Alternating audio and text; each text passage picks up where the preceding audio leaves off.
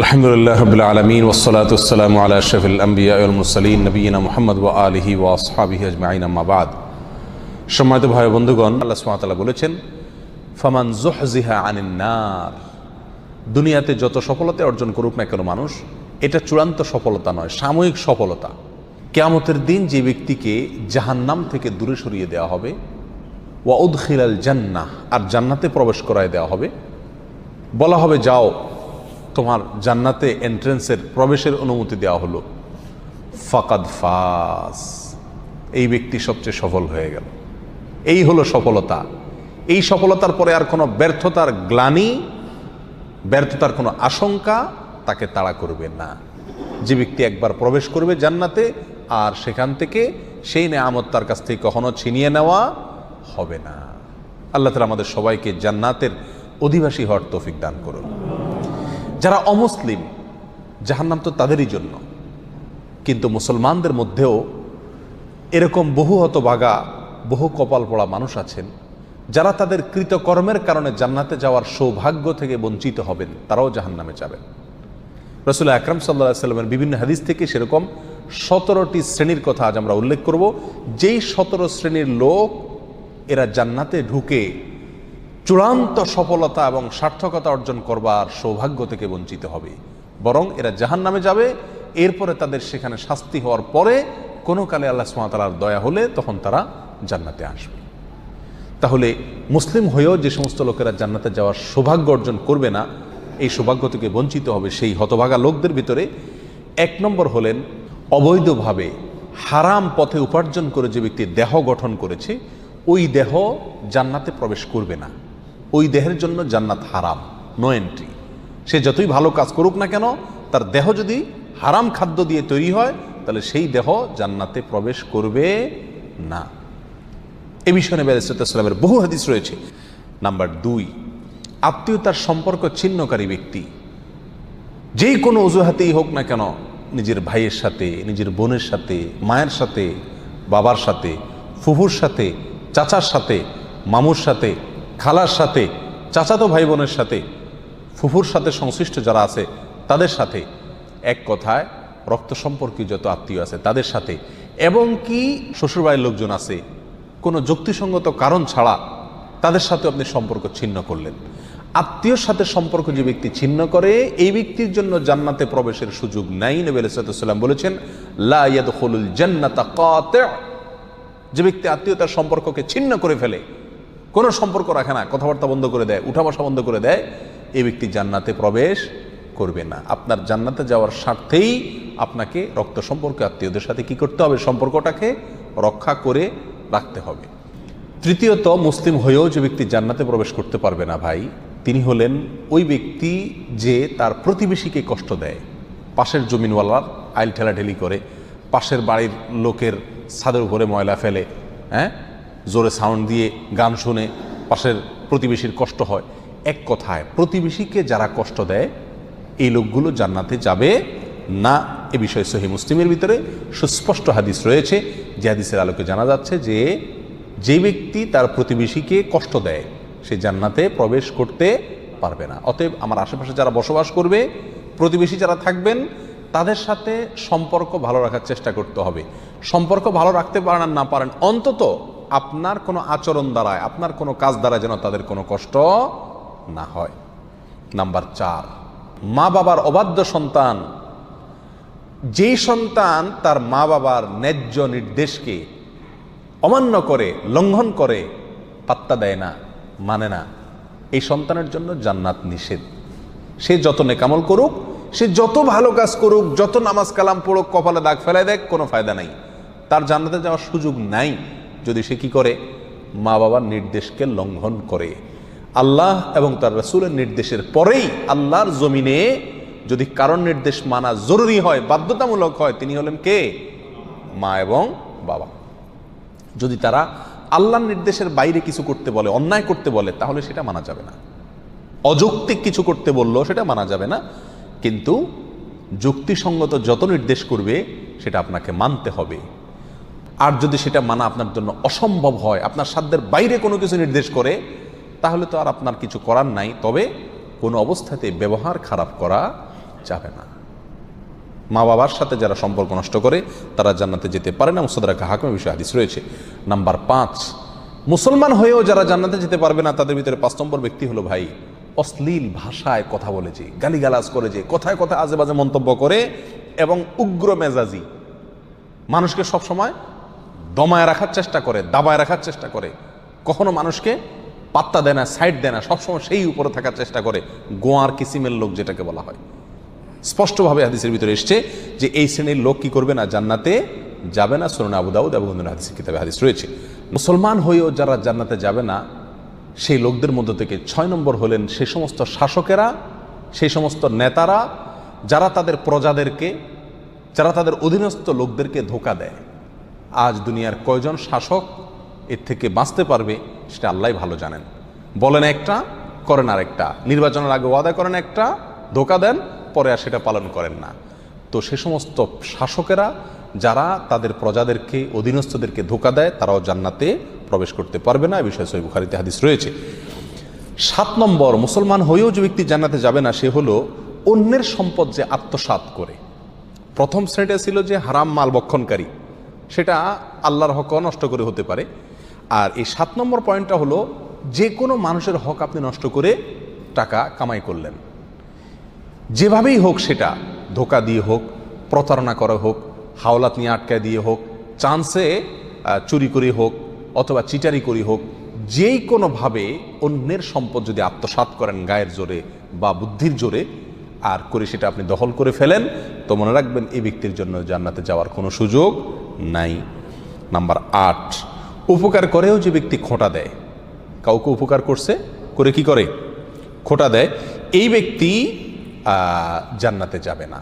মদ পানকারী ব্যক্তির কথাও আছে হাদিসে সুনান নাসাইর, যে উপকার করে কাউকে খোঁটা দিলেন, উপকার করছেন, জীবনে কোনোদিন বলতে পারবেন আমি তোমার জন্য করছি, তাহলে আল্লাহর কাছ থেকে তো বিনিময় পাবেনই না, উপরন্ত শাস্তি হিসাবে জান্নাতেও আপনার প্রবেশের সুযোগ থাকবে না। সাবধান, কারোর জন্য কিছু করেছেন জীবনে, মুখের বাহির সেটা কোনোদিন করা যাবে না। আর যদি করছেন তাহলে এই উপকার করার চাইতে না করা আপনার জন্য ভালো ছিল, কারণ না করলে আপনি কোনো গুনাহগার হতেন না, কিন্তু করার কারণে, করে খোঁটা দেওয়ার কারণে আপনি জাহান্নামী হচ্ছেন, গুনাহ করছেন। আল্লাহ তাআলা আমাদেরকে হেফাজত করুন। নাম্বার 9, চগলখোর ব্যক্তি ভাই, চগলখোর যে ব্যক্তি এর কথা ওর কাছে লাগায়, ওর কথা এর কাছে লাগায়, সবার কাছে ভালো থাকার চেষ্টা করে, মুনাফিক কিসিমের লোক। এরা সমাজের সমস্ত ঝগড়া ফাসাদ লাগানোর ক্ষেত্রে মূল ভূমিকা রাখে। আল্লাহ মাফ করুন, এই চরিত্র আমাদের অনেকের ভেতরেই কম বেশ আছে। এই চগলখোর লোক জান্নাতে প্রবেশ করবে না, সহিহ মুসলিম হাদিসে রয়েছে। নাম্বার 10, অন্যের পিতাকে যে নিজের পিতা বলে পরিচয় দেয়। অনেক পালক পুত্র আছে নিজের জন্মদাতা বাবাকে বাবা হিসাবে পরিচয় দেয় না, যে লালন পালন করে তাকে বাবা হিসাবে পরিচয় দেয়।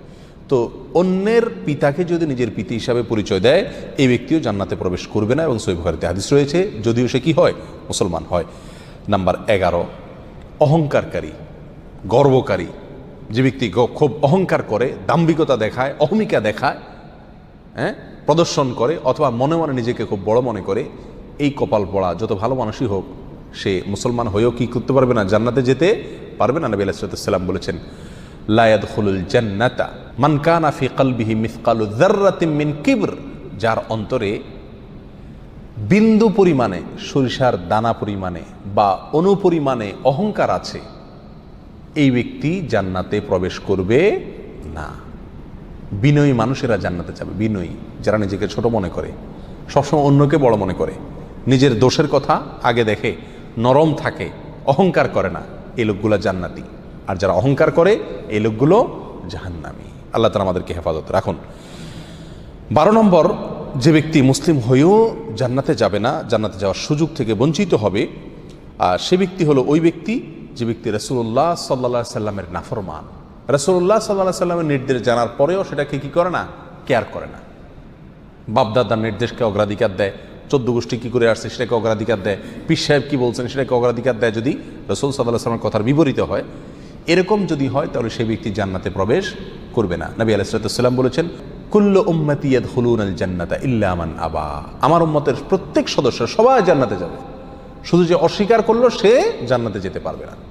সাহাবা ইকরাম প্রশ্ন করলেন, ওমাই আবা ইয়া রাসূলুল্লাহ, হে আল্লাহর রাসূল, অস্বীকার করছে কে? তিনি বলেছেন, মান আতাআনি দাখালাল জান্নাহ ওয়া মান আসানি ফাকাদ আবা। যে ব্যক্তি আমার হুকুমকে, আমার নির্দেশকে মান্য করেছে, মেনে চলেছে, সে জান্নাতে যাবে। আর যে আমার নির্দেশকে মান্য করে নাই, সে অস্বীকার করলো, আর যে অস্বীকার করলো সে জাহান্নামে যাবে, সে জান্নাতে যাবে না। নাম্বার 13, মুসলিম হয়েও যে ব্যক্তি জান্নাতে যাবে না সে ব্যক্তি হলো ওই মহিলা, যে মহিলা অকারণে স্বামীর কাছ থেকে তালাক চায় কথায় কথায়। আমাদের মা বোনদের ভিতরে অনেকের ভেতরে এই চরিত্র আছে, এই দোষ আছে, কথায় কথায় স্বামীর কাছ থেকে তালাক চায়।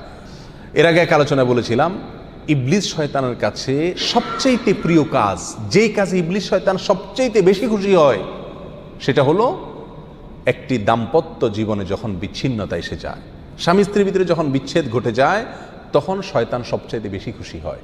একজন মানুষ হত্যা করলে, একজন মানুষ মদ পান করলে, একজন মানুষ চুরি করলেও শয়তান এত খুশি হয় না যত খুশি হয় পারিবারিক জীবনে বিচ্ছিন্নতা ঘটে গেলে। এই জন্য এই বিচ্ছিন্নতা চাওয়া, তালাক চাওয়া, এটাও দোষের বিষয়। কোনো মহিলা যদি রাগের কারণে তালাক চায় স্বামীর কাছে কথায় কথায়, তাহলে এরাও জান্নাতে প্রবেশ করবে না। আল্লাহ তাআলা আমাদের মা বোনদেরকে হেফাজত করুন। সুনানে তিরমিজিতে এই বিষয়ে হাদিস রয়েছে। নাম্বার 14, মুসলিম হয়েও যারা জান্নাতে যাবে না তারা হলো দুনিয়ার উদ্দেশ্যে যারা ইলম অর্জন করে। দুনিয়ার উদ্দেশ্যেই কি করে? ইলম অর্জন করে। কোরআন হাদিস শিখে পয়সা কামাই করার জন্য, চাকরি করার জন্য, বা এটা বিক্রি করে খাওয়ার জন্য, এই ধান্দা যদি ইলম অর্জন করে তাহলে সে ব্যক্তিও জান্নাতে প্রবেশ করবে না। যদি কেউ দুনিয়াতে ইলম শিখে কিসের জন্য? দুনিয়ার কোনো ধান্দা, দুনিয়ার কোনো উদ্দেশ্যে, মানুষের কাছে বড় সাজবে, হ্যাঁ, মানুষের কাছে মর্যাদা পাবে, সম্মান পাবে, মৌলানা সাহেব হবে, মুফতি সাহেব হবে, বক্তা সাহেব হবে, টাকা পয়সা কামাবে, দাওয়াত টাওয়াত খাবে, এই ধান্দায় যদি কোনো মৌলবী হয়, কোনো মানুষে এলেম শিখে, তাহলে সে ব্যক্তিও জান্নাতে যেতে পারবে না। আল্লাহ তাআলা আমাদেরকে হেফাজত করুন। নাম্বার 15, যে ব্যক্তি মাথায় কালো কলব ব্যবহার করে, চুলের মধ্যে, দাড়ির মধ্যে পিওর কালো কলব, যেখানে কোনো প্রকার মেহেদি টেদির মিক্সও নাই, একেবারে পিওর কালো কলব ব্যবহার করে, এই ব্যক্তিও জান্নাতে যাবে না। সূরা নাসাতে হাদিস রয়েছে। নাম্বার 16, রিয়াকারী ব্যক্তি, যে ব্যক্তি আমল করে, ভালো কাজ করে মানুষকে দেখানোর জন্য। বিশেষ করে আজ প্রিয় ভাইরা, অর্থনৈতিক যত ইবাদত আছে এগুলোর ভেতরে উদ্দেশ্যের অসাধুতা প্রচণ্ড পরিমাণে থাকে। আমরা এগুলো করি, অথচ ধান্দা থাকে মানুষ আমাকে বাহবা দিবে, হ্যাঁ, আমাকে দানবীর বলবে, বা সবাই জানবে যে আমি দান টান করি, সবার কাছে আমি এটা ভালো সাজবো, এই একটা মানসিকতা কাজ করে। এটাকে রিয়া বলা হয়, লৌকিকতা বলা হয়। আপনি কোনো নেকামল, কোনো ভালো কাজ, সেটা অর্থনৈতিক হোক আর শারীরিক ভালো কাজ হোক, এটা করে যদি মানুষকে দেখানোর উদ্দেশ্যে করে থাকেন, তাহলে সেই আমলটি নেকামল হয়ে আপনার জন্য জান্নাতে যাওয়ার কারণ হওয়া তো দূরের কথা, এটি বরং আপনাকে জাহান্নামে নিয়ে যাবে। এটা শিরকে আসগর। নবী আলাইহিস সালাম বলেছেন, আখেরি জামানায়, শেষ যুগে, কিয়ামতের আগে দাজ্জালের যে আতঙ্ক হবে, যে আতঙ্কে তার ভেলকিতে অনেক মুসলমান অমুসলমান হয়ে যাবে, ঈমান হারা হয়ে যাবে। সে আল্লাহ দাবি করবে এবং অনেক কুদরত দেখাবে তার, দেখে অনেকে ভেলকিতে পড়ে যাবে। সেই সময়ে তোমাদের জন্য ঈমানের উপরে টিকে থাকা যত কঠিন হবে, সেই সিচুয়েশনে তোমরা যে বিপদে পড়বে, সেটাকে আমি যতটা ভয় পাই, তার চাইতে বেশি ভয় পাই তোমাদের জন্য এই শিরকে আসগরকে। অর্থাৎ এমন এক সময় আসবে যখন যত আমল করবে মানুষ, সবগুলো মানুষকে দেখানোর জন্য করবে, আল্লাহকে খুশি করার জন্য কোনো আমল খুঁজে পাওয়া কঠিন হয়ে যাবে। এই সেই রিয়া, লৌকিকতা, মানুষকে দেখানো, মানুষের কাছে বাহবা কুড়ানো, মানুষের কাছে সুনাম অর্জন করার জন্য যদি যে কোনো ভালো কাজ করা হয়, তাহলে এই ব্যক্তি জান্নাতে প্রবেশ করবে না। সহিহ বুখারী, সহিহ মুসলিমে বিষয় হাদিস রয়েছে। নাম্বার 17, ওয়ারিশকে বঞ্চিতকারী ব্যক্তি, যে ব্যক্তি তার পরিত্যক্ত সম্পত্তি থেকে তার কোনো ওয়ারিশকে কি করে? মাহরুম করে, এই ব্যক্তি জান্নাতে যাবে না। সুনান ইবনে মাজাতে এই বিষয় হাদিস রয়েছে। সম্মানিত ভাইয়েরা, কোনো ওয়ারিশ, আপনার কোনো সন্তান, আপনার কোনো ওয়ারিশ, সে যদি অন্যায় করে, আপনাকে শরীয়ত অধিকার দেয় নাই এটা বলে যাওয়ার যে আমি মরার পরে তাকে আমার কোনো সম্পত্তির ভাগ দিবা না। বহু মা বাপ এই কাজটি করেন, অনেক অভিভাবকরা এই কাজটি করেন, বলে যান মৃত্যুর আগে আমি মারা যাওয়ার পরে সে আমার লাশের কাছে আসবে না, আমার জানাজা পড়তে আসবে না, সে এগুলোর চেয়ে বড় কথা হলো সে আমার সম্পত্তিতে কোনো ভাগ পাবে না, সেজন্য ভিটাতে না আসে। মনে রাখতে হবে, আপনার ঘরে জন্ম নেওয়ার কারণেই আল্লাহ সুবহানাহু ওয়া তাআলা অধিকার দিয়েছেন আপনার সম্পত্তিতে তার হক আপনার মৃত্যুর পরে সে পাবে। সে যদি মন্দ হয় তার হিসাব আল্লাহ নেবেন, কিন্তু আপনি তাকে পরিত্যক্ত সম্পত্তি থেকে বঞ্চিত করার অধিকার আপনাকে ইসলাম দেয় নাই। কোনো সন্তানকে তেজ্য পুত্র করা এই জন্য শরীয়তের কাছে গ্রাহ্য বিষয় নয়। প্রচলিত আইনে হতে পারে তেজ্য পুত্র, আমি জানি না, কিন্তু ইসলামের দৃষ্টিতে তেজ্য পুত্র করার কোনো সুযোগ নাই। হ্যাঁ, অমুসলিম হলে সে সম্পত্তি পাবে না, সেটা ভিন্ন বিষয়, কিন্তু যতক্ষণ পর্যন্ত মুসলিম থাকবে ততক্ষণ পর্যন্ত পরিত্যক্ত সম্পত্তি তা কী করা যাবে না, বঞ্চিত করা যাবে না। যদি কেউ করে তাহলে সে কী হবে না, জান্নাতে প্রবেশ করতে পারবে না। এই 17 শ্রেণীর লোক, এরা মুসলিম হয়েও কি করতে পারবে না ভাই, জান্নাতে যেতে পারবে না। এর ভিতরে বেনামাজি, তার কথা তো বলাই বাহুল্য, কারণ ইচ্ছাকৃত নামাজ যদি ত্যাগ করে সব সময়, তাহলে তো ওলামা একরামের অনেকের মতো সে মুসলমানই না। আমরা এখানে বলেছি যে মুসলমান 5 ওয়াক্ত নামাজ কালাম পড়ে এরপরেও জাহান্নামে যাবে যারা, তারা হলো 17 শ্রেণীর লোক। আমরা এক নজরে আবারও বলে দিচ্ছি, হারাম খাদ্য যে গ্রহণ করে, 1, 2 আত্মীয়তার সম্পর্ক ছিন্ন করে যে, নাম্বার 3 প্রতিবেশীকে যে কষ্ট দেয়, নাম্বার 4 মা বাবার অবাধ্য সন্তান, মা বাবার কথা শোনে না সে, নাম্বার 5 উগ্র মেজাজি, তেড়া, গোয়ার, সবাইকে দমায় রাখে, এই টাইপের লোক। নাম্বার 6 অধীনস্থদেরকে, প্রজাদেরকে, যে সমস্ত শাসকেরা, যে সমস্ত রাজারা, যে সমস্ত রাষ্ট্রপ্রধানেরা, সরকার প্রধানেরা বা যে যে লেভেলে আছে সে তার প্রজাদেরকে ধোঁকা দেয় যে তারা। নাম্বার 7 অন্যের সম্পদকে অন্যায়ভাবে আত্মসাৎকারী ব্যক্তি। নাম্বার 8 উপকার করে কারোর খোঁটা দেয় যে ব্যক্তি, সে জান্নাতে যাবে না। নাম্বার 9 চগলখোর ব্যক্তি জান্নাতে যাবে না, মানুষের পিছনে কথা লাগায় বেড়ায় একজনের আরেকজনের কাছে। নাম্বার 10 অন্যকে নিজের পিতা হিসাবে, নিজের বাবাকে না বলে, পরিচয় না দিয়ে অন্যকে নিজের বাবা হিসাবে, পিতা হিসাবে পরিচয় দেয় যে ব্যক্তি, সে। নাম্বার 11 গর্ব এবং অহংকার করে যে ব্যক্তি, যার মনের ভিতরে অহংকার আছে, সেই জান্নাতে প্রবেশ করবে না। নাম্বার 12 রাসূলুল্লাহ সাল্লাল্লাহু আলাইহি সাল্লামকে যে ব্যক্তি ফলো করে না, তার নির্দেশকে মান্য করে না, সেই ব্যক্তি। নাম্বার 13 অকারণে তালাক কামনা করে, তালাক চায় যে মহিলা, সেই মহিলা। নাম্বার 14 দুনিয়াবি উদ্দেশ্যে যারা এলেম শিখে, কোরআন হাদিস শিখে, এলেম অর্জন করে, আলেম হয় দুনিয়াবি উদ্দেশ্যে, দুনিয়ার কোনো ধান্দায়, আল্লাহকে খুশি করা ছাড়া অন্য কোনো ধান্দায়, তারা। নাম্বার 15 চুলে বা দাড়িতে কোনো জায়গায় কালো কলব, পিওর কালো কলব ব্যবহার করে যারা, তারা।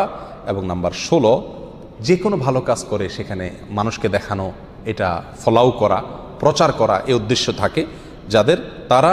নাম্বার 17 ওয়ারিশকে বঞ্চিত করে তার হক থেকে, এরকম অভিভাবক। এই শ্রেণীর লোকেরা মুসলমান হয়েও জান্নাতি হতে পারবে না। আল্লাহ তাআলা আমাদের সবাইকে এই দুর্ভাগাদের তালিকা থেকে আমাদের নামগুলোকে বের করে আনার তৌফিক দান করুন।